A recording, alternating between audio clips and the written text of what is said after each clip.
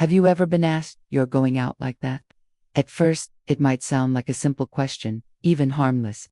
But when it comes from your own child, it doesn't just touch your clothes, it touches your sense of worth. It was just another Sunday. I had set the table, cooked with care, put on the blouse I've always liked, soft, colorful, and comfortable. I even put on a little lipstick, just to feel a bit more myself. Then he walked in, looked at me from head to toe and said it. "You're going out like that." Not angry, not rude, just quiet, but sharp enough to make something in me go still. I smiled, I nodded, I didn't say anything, but inside, something shifted. It wasn't just a suggestion, it felt like a judgment. That moment stayed with me, because it wasn't the first time, and deep down, I knew it wouldn't be the last. You see, I've always tried to be a good mother. I gave everything. My time, my dreams, my energy, all for them, and I never expected anything back, but love. But lately, love has started to come with conditions, subtle ones, quiet ones, conditions that don't shout, but still leave bruises. It's the way he suggests I tone it down when we're around his friends, the way he hesitates when I speak too freely, or laugh a bit too loud. It's the way he rushes to answer questions for me, as if I can't speak for myself, or the way he changes the subject when I talk about my beliefs.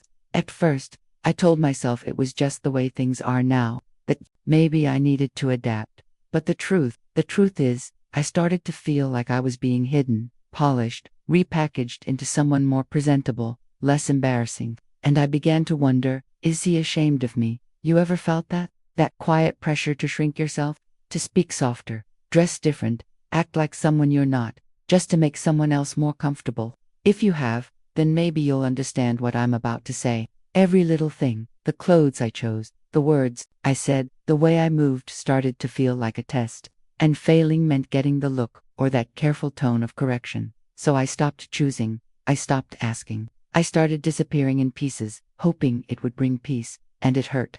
Not in a loud, dramatic way, but in the silent way that stays with you, like a knot in your throat you never swallow. Because I didn't want to be a burden, I didn't want to seem ungrateful. I was thankful to be under his roof, to be safe. But sometimes, gratitude can become a cage. You smile because you're grateful, but inside, you ache because you're unseen. I just wanted to be accepted, not for who they wish I'd become, but for who I already am, with my simple ways, my accent, my old-fashioned habits, my laugh, my prayers, my softness. I don't want to be fixed. I want to be loved where I stand. So stay with me, because now, I want to go even deeper into this story. And as I say all this, I can't help but wonder if someone out there has lived something similar. Maybe not in the same way, but close enough to feel the sting. Maybe you've also been looked at like you were out of place in your own skin, in your own voice, in your own way of being. Maybe someone once made you feel like you had to be smaller, quieter, less, just to be accepted. If this story touched something inside you, I want to invite you gently, from the heart, to leave a comment. You don't have to share everything, just say what stayed with you, what echoed in your chest. Your words might be the exact thing someone else needs to read to feel less alone. And if you believe that these conversations matter, that they shed light on what often lives in the shadows of silence, click the like button. It may seem like a small thing, but it helps this message reach others who are quietly carrying the same weight. Every time you engage, you're saying, this story deserves to be heard. And if you want to keep walking with me through stories that don't just inform, but connect, stories that hold space for truth, emotion, and healing, go ahead and subscribe to the channel. That one gesture tells me you're here, that you care, and that you want to keep giving voice to what so many keep inside. Now, I want to go even deeper into this story. I still remember the days when he would talk about me with so much pride. "My mom is amazing," he'd say, eyes lit up, voice full of certainty. He'd bring his friends home without hesitation, and I'd cook, laugh, tell stories. My accent, my way of speaking, even my jokes, they never seemed to bother him. If anything, I thought they made him proud. He used to call me his favorite storyteller. He once told someone that I could turn a simple trip to the grocery store into an adventure that meant the world to me. Because for a long time, I thought we were close. I thought he saw me not just as his mother, but as a woman with her own light. But then something changed. I didn't notice it all at once. It came like a soft wind shifting direction, not loud, not sudden, but steady. At first it was just the introductions. We'd run into someone he knew, and instead of saying, "This is my mom," he'd just give a vague nod or keep walking. Once, he even turned his back a little, as if hoping I'd stay out of the conversation. I felt it, sharp as a pinprick in the chest. I told myself I was imagining things, that maybe he was in a hurry, that maybe I was overthinking. But then it happened again. And again, the invitations stopped coming. The shared moments grew fewer. He started speaking differently around me, more formal, almost as if embarrassed, especially if someone else was around. I noticed how he lowered his voice, softened his tone, not out of tenderness, but caution, like he didn't want me to say the wrong thing, or say too much. Once, I offered to go with him to an event, nothing fancy, just a casual gathering, and he hesitated, smiled, that tight smile that people wear when they're trying to hide discomfort. "Maybe next time, Mom," he said. But there was no next time. I began to shrink myself without realizing it. I stopped asking. I stopped offering. I waited to be wanted. And the silence that followed, it was louder than any rejection, because it wasn't just about not being invited. It was about no longer feeling welcome in spaces that once felt like ours. There's a kind of emotional disconnection that doesn't need words. It lives in the way someone avoids eye contact, in the way they correct how you say something, in the way they suggest, always gently, that you change your clothes before going out, because you wouldn't want to be misunderstood. And even though they say it's just a suggestion, it feels like a warning, like a quiet reminder that who you are isn't quite good enough anymore. And that's where the shame begins to settle in. Not your own shame, but the one you feel projected onto you. The sense that your simplicity, your traditions, your laughter, your ways, have become a burden, something to be managed, or worse, something to be hidden. That's when the transformation starts, not in your behavior, but in your belief about yourself. You begin to question if your presence is too loud, your opinions too raw, your existence too unpolished for the world your child wants to belong to. And let me tell you, that kind of transformation is not liberation, it's erasure. One small compromise at a time. I stopped singing around the house I used to sing while I cleaned or cooked, and once upon a time, he would hum along. Now, if I sing, he turns the TV up or walks into another room. So I stopped. I started changing how I dressed, too. Nothing wrong with what I wore, but it didn't fit in anymore. I began to watch his cues, read his discomfort, and adjust myself accordingly. It's like being gently pushed into a box that gets smaller and smaller each day, not by force, but by silence, not by cruelty, but by discomfort. And in those moments, I realized this wasn't about me needing to change. This was about him needing to present something different to the world, something quieter, something less me. Now I want to go even deeper into this subject, because the question behind all of this isn't just, why does he act like this? It's, why do I feel the need to disappear to make him comfortable? That's the truth we rarely talk about, the hidden impact of trying to maintain love at the cost of ourselves. If any part of this echoes inside you, write in the comments that silence says everything. And that silence I spoke of earlier, the one that doesn't come from peace, but from trying not to be a burden, it grew inside me without warning. It became a shadow I carried on my shoulders. I didn't even realize when I stopped wearing my favorite blouse, the one with bright flowers he used to say reminded him of his childhood. I looked at it in the closet one day and thought, maybe it's too much, too colorful, too loud, too me. And so I reached for the beige one, quieter, safer. I began editing myself before anyone else had the chance to do it. I looked in the mirror and second-guessed the way I tied my scarf. I hesitated before telling a story, afraid I'd take too long or sound too old-fashioned. I walked a little softer, spoke a little less, and when his friends came over, I stayed in my room. Not because I wasn't invited, but because I felt like a detail out of place, like a piece of furniture that didn't match the rest of the house. The emotional weight of that kind of invisibility isn't something you can measure with words. It's not loud, it's not even dramatic. It's just a slow fade, like a song you love playing further and further away until you can't tell if it was ever there at all. I stopped offering to go on errands with him. I waited for him to ask, and when he didn't, I told myself it was better that way. I didn't want to be an inconvenience. I didn't want to risk hearing, maybe not today, Mom. I used to love greeting people in the streets. I'd wave to neighbors, ask about their garden, their children, their aches and joys, but slowly, I stopped. Because each time I did, he'd look slightly away or tap his phone, like he was in a hurry. I didn't want to embarrass him, so I began keeping my greetings to a smile, sometimes not even that. I thought I was being considerate.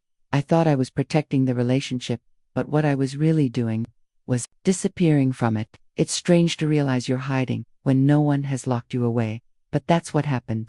I began hiding parts of myself, softening them, not out of shame of who I am, but because I saw that who I am no longer fit comfortably into his life. And let me tell you, there is a specific kind of heartbreak that comes from realizing that your natural self, the woman you've always been, now feels like an interruption. And I asked myself countless times, is it me? Am I too much, too emotional, too traditional? You see, when someone makes you feel like you need to adjust constantly, eventually you start believing it. The transformation doesn't come from their words, it comes from your own reflections, your own doubts. You start erasing yourself, one habit at a time, just to maintain peace. And peace, when it costs your authenticity, is just another name for silence. I used to be confident. I'd speak in front of the church, organize community events, sing in public, even if my voice cracked. Now, I pause before speaking. I measure each word. I analyze his expression. I try to guess if I've crossed some invisible line, and it's exhausting. That kind of emotional labor isn't visible to anyone, but it drains you. You begin to think, if I'm not what he wants, maybe I should become someone else. But here's the thing, becoming someone else doesn't bring you closer. It builds a wall of performance. A version of you that survives in his presence, but dies a little, each night when you're alone and remembering who you used to be. And so I began refusing things I used to enjoy. I told myself it was easier that way. I stayed home instead of going to church. I watched TV alone with the volume low. I stopped telling jokes. I stopped praying out loud. I tried to be more discreet, more modern, less emotional. I tried to be the mother who fit, but the more I tried, the more I lost the woman who raised him in the first place. And that's the part that hurts the most, not that he changed, but that I started to believe I needed to change too, just to be enough. I started to believe that my presence required explanation, that my voice needed permission, that my joy needed to be edited. And that is not what motherhood is meant to feel like. It's not what love is supposed to cost. Now, I want to go even deeper into this subject, because there's a truth we rarely speak out loud. When someone starts hiding themselves to avoid being a burden, it means something sacred has been broken. It means the foundation of belonging has cracked, and that's where healing needs to begin. I started thinking maybe I needed to change, not because I truly wanted to, but because deep down, I was hoping that maybe, just maybe, if I made myself more like the version of me he wanted to show the world, I'd feel close to him again. So I began to observe myself through his eyes. I looked in the mirror and asked, is this blouse too old-fashioned? I stood in front of the store window, trying to imagine myself in something younger, tighter, more modern. Clothes I wouldn't even glance at before suddenly felt like tickets to be accepted. I softened the way I spoke, avoided telling long stories. I laughed lower, stopped making those little jokes I used to say without thinking. I even changed my hair, cut it differently, colored it lighter. And when I looked at the woman in the mirror, I didn't hate her. But she didn't feel like me either. She felt like someone was learning to play. But here's the truth that hurts more than I can say. No matter how much I adjusted, it never seemed to be enough. I kept waiting for that moment when he'd say, Mom, you look beautiful, or I'm proud of you, or even just I like being with you. But that moment never came. The silences stayed, the glances, the corrections, the tension, and with each one, I felt smaller, like I was slowly being erased by my own efforts to belong. That's the cruel irony of it when love turns into effort. It stops feeling like love, it starts feeling like a performance, a negotiation. I wasn't living, I was auditioning. Every word, every gesture, every outfit, filtered by the hope of being enough for him. And what hurts the most isn't the change itself. It's that I believed, for a while, that if I just tried harder, I could earn back the place I once had in his heart. That place where I was just his mother, and that was more than enough. Now I want to go even deeper into this subject, because this isn't just about a mother and her son. It's about identity, validation, and the invisible labor so many of us do just to be accepted. It's about the quiet transformation that happens when love becomes conditional, when being who you are isn't welcomed, but tolerated, if softened, if reshaped, if improved. Comment here, this feels familiar to me. Sometimes writing just that is the first step in honoring our truth again, and that's when everything became effort. Not physical effort, like cleaning the house or climbing stairs that I could always handle. I'm talking about another kind. A more invisible, emotional kind. The effort to be accepted, to please, to fit into a space that, with each passing day, seemed to shrink around me. I began to change. Slowly, almost unconsciously, like someone trying to hide their true essence. I swapped my floral dresses for plain blazers. I stopped wearing the big earrings I used to love, because once I heard someone say they looked cheap. I started tying my hair back, straightening it, cutting it short. It looks more modern, Mom, he said. And I wanted so badly for him to be proud of me again, that I listened. I started watching every word I said, picking them like someone walking on eggshells. I avoided my old sayings, my simple way of speaking. Even my laugh, I tucked it away, because I'd already noticed how he glanced sideways when I laughed too loudly. So I laughed softer. Sometimes I just smiled. And when I realized it, it wasn't just my laugh I was holding back. It was also my opinion, my desire to pick a movie, to suggest a place to go. I stayed quiet, thinking maybe it would make things easier for him, more bearable. I went even further. I started going to different places, changed churches, picked another route to the market. I tried to seem less like who I was, and more like who I thought he wanted me to be. I bought expensive clothes when I could. I wore strong perfume even though I didn't like it. I tried to follow a certain etiquette, not one anyone had taught me, but one that seemed silently present in gestures, in glances, all of this for one single goal, to feel that, at least once, he would look at me and say, "That's my mother, and I'm proud of her." But that sentence never came, and it hurts, because when love turns into effort, it wears you down. It stops being a meeting and becomes a chase. And no matter how hard I tried to reach that place of approval, it kept slipping just a bit further away.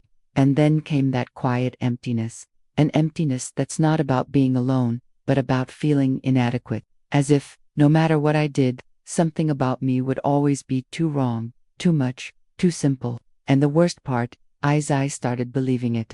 I started thinking maybe he was right, that my way really was outdated, that my hair was tacky, that my laugh was too loud, that my words were too simple to be taken seriously. This transformation wasn't a revolution, it was a fading, a slow loss of identity, disguised as love, as effort, as care. And here lies the hidden truth of it all. When you change too much just to fit into someone else's idea of love, you end up shrinking too small to still be yourself, and that has a deep impact. Because it's not just the clothes that change, it's the light in your eyes that dims. It's the desire to tell a story that vanishes.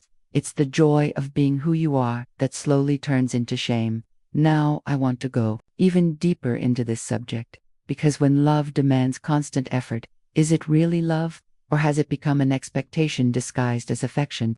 A silent condition that whispers, "Be this way, or you don't belong." Comment below. This feels familiar to me. And when I reached that place of silence, of invisible effort, of being almost a guest in my own life, I asked myself, is it too late to be truly seen again? Is there still a path back to who I am without having to hide or translate myself all the time? Because the truth is, love that requires me to become someone else isn't love, it's performance. And I'm tired of performing. But even in that tiredness, there's still a small light that refuses to go out. A quiet hope that maybe, just maybe, the person I raised, the boy who once ran to me after school, who told everyone I made the best soup in the world, who used to call me his hero, maybe he's still in there somewhere. Maybe he's just forgotten how to look. Or maybe the world distracted him, and he lost the habit of truly seeing me. You see, real reconnection doesn't need grand gestures. It starts with a look, a sincere one, the kind that doesn't just see a woman who's aged or changed, but sees the soul behind the wrinkles, the stories behind the silence, the strength behind the simplicity. That's all I ever wanted. Not to be applauded, not to be praised, but to be recognized. To be allowed to exist, fully, without having to shrink. There was a moment, small, but it stayed with me, when he looked at me, really looked, and said, "I forgot how funny you are." It wasn't dramatic. We were just in the kitchen, and I had made a silly joke about something I saw on TV, but in that laugh, I felt a crack open, a memory waking up, a glimpse of the old bond. That's when I realized that reconnection isn't about rewriting the past, it's about choosing presence now, and presence means listening, really listening, not with the ears, but with the heart. It's saying, "Tell me again about that thing you loved." It's not correcting, it's being curious. It's asking about the meaning behind the habit instead of trying to erase it.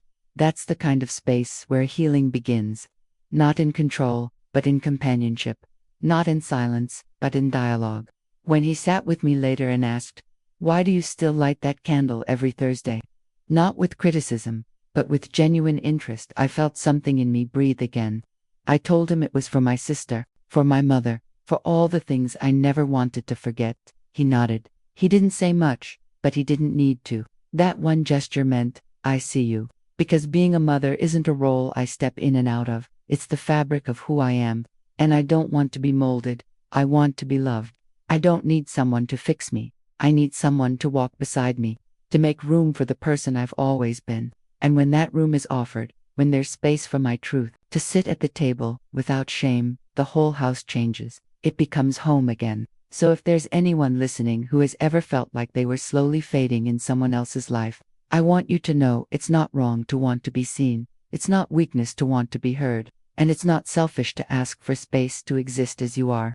Sometimes, reconnection starts with a single sentence. Something as simple and brave as, "I miss who we used to be," or, "I want to understand you better." And sometimes, that's all it takes to soften the air between two people and invite something new to grow. Something rooted in respect, not control, in love, not expectation.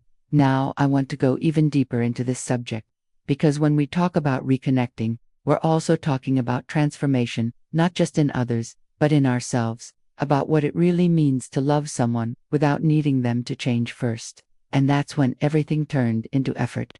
Not physical effort like cleaning the house or climbing stairs. I've always handled that just fine. I'm talking about a different kind. A quieter, invisible kind. The kind of effort you make just to be accepted, to please, to fit into a space that, day after day, felt smaller and smaller for someone like me. I started changing, bit by bit, like someone trying to hide their essence without even realizing it. I swapped my floral dress for a plain blazer. I gave up the big earrings I used to love because once I heard someone say they were tacky. I began tying my hair back, straightening it, cutting it shorter. "It looks more modern, Mom," he said, and I wanted so badly for him to be proud of me again, that I obeyed.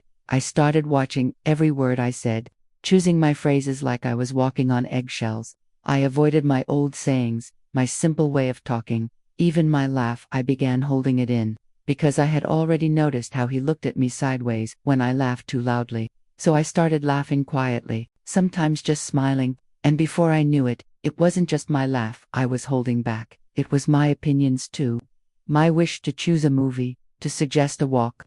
I fell silent, thinking that maybe it would make living together easier, lighter for him, more tolerable. I went even further. I started going to different places. I changed churches, took a different route to the grocery store.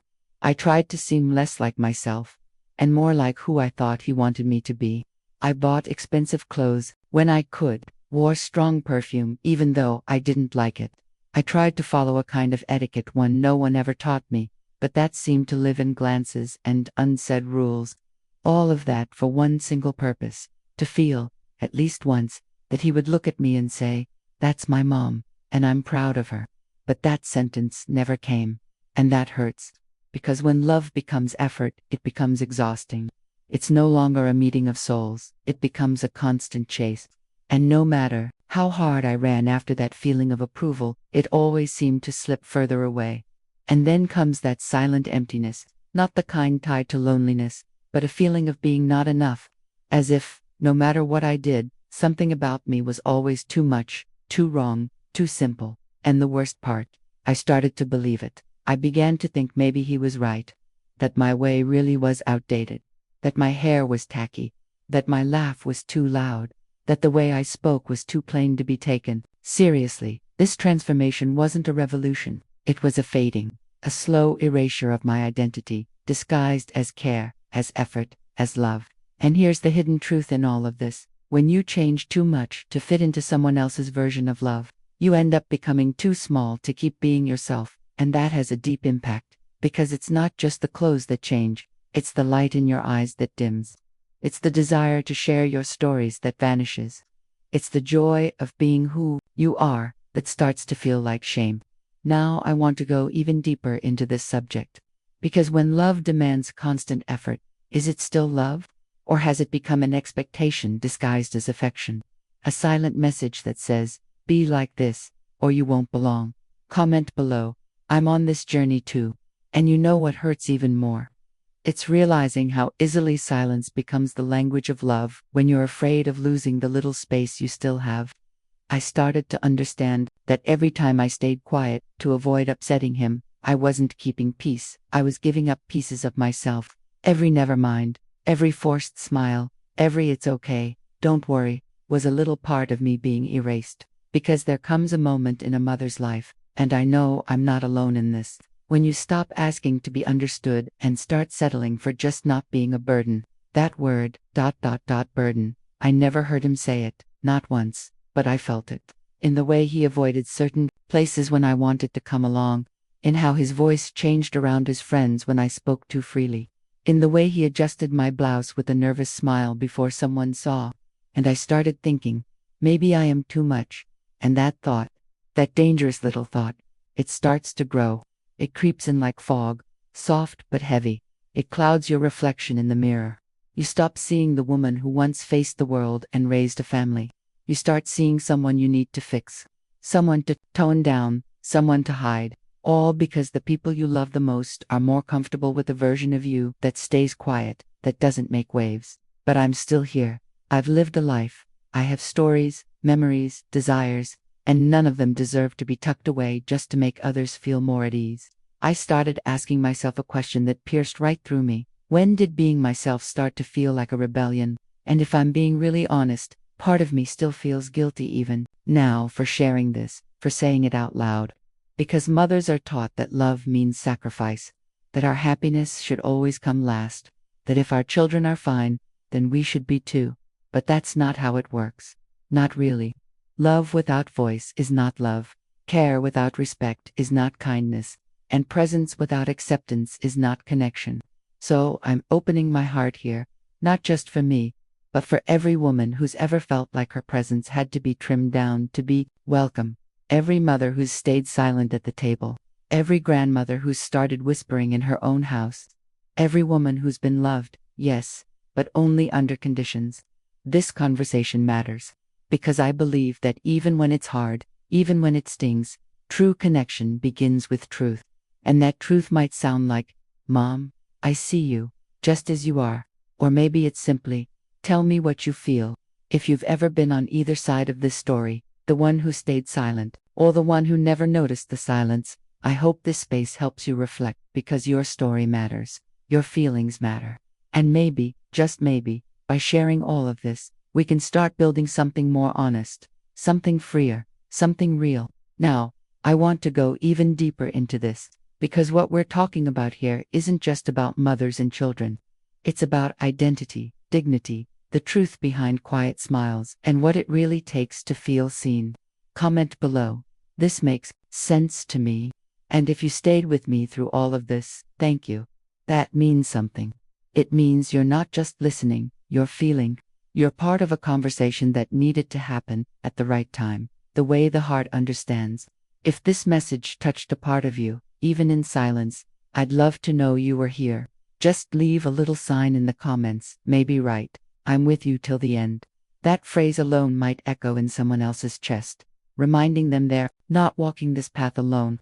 If you felt seen here, if this kind of story speaks to something real in your life, consider subscribing to the channel. That simple act helps keep this space alive, a space where feelings have a name, where no one needs to hide to be loved.